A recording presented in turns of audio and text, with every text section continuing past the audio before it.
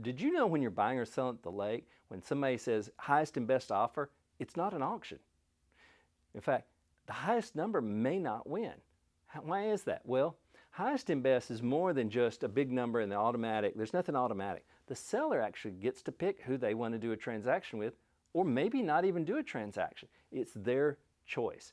And many people get so fixated on just getting up the highest number that there are other things that can help the transaction go through and get you get a deal done. So what's important about the best part of this? Well, what you want to do is you want to look to de-risk the deal. Remove the probability the seller's going to be uncomfortable if you're making that offer. And if you're selling, you want to look at things that could make the deal in jeopardy, because a lower number may in the end be a better deal. So what are some of these ways to de-risk the deal? One is to consider cash versus mortgage. Now, over half these transactions that we do across the country, they are cash transactions, but they're mortgages still. And when that mortgage takes place, there's a chance the mortgage won't go through for some reason, or there will be an appraisal gap that now suddenly has to be addressed and puts you back in negotiation.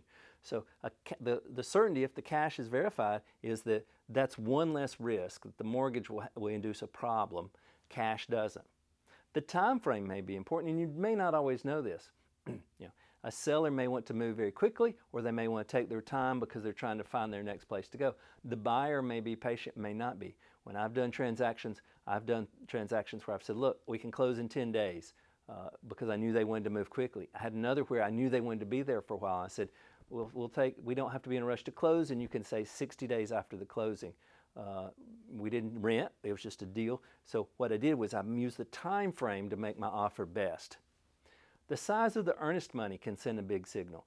If I'm a seller and I see a very small minimal earnest money deposit and a very large one, I'm going to feel much more confident that that buyer has serious intent. They are here to play, they're going to see a deal through. So the earnest money amount can impact that, make the best part of the highest and best. The fewer contingencies makes it better. There's not just the mortgage going through and getting that contingency. There could be home inspection, there could be HOA contingencies of approvals. There are a host of other contingencies. If you can eliminate any of those, that removes the possibility that the seller's going to be uncomfortable with them.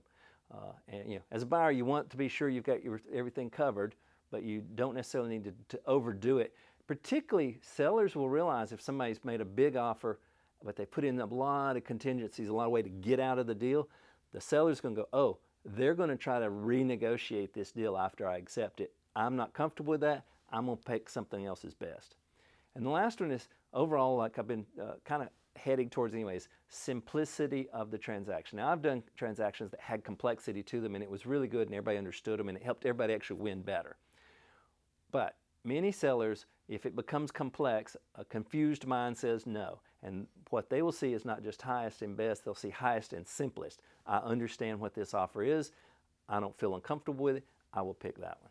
So highest and best, it's a great tool, but it has a lot more nuance than just trying to get the big dollar amount. Make that deal happen whether you're buying or selling. So be sure and visit us at lakehomes.com.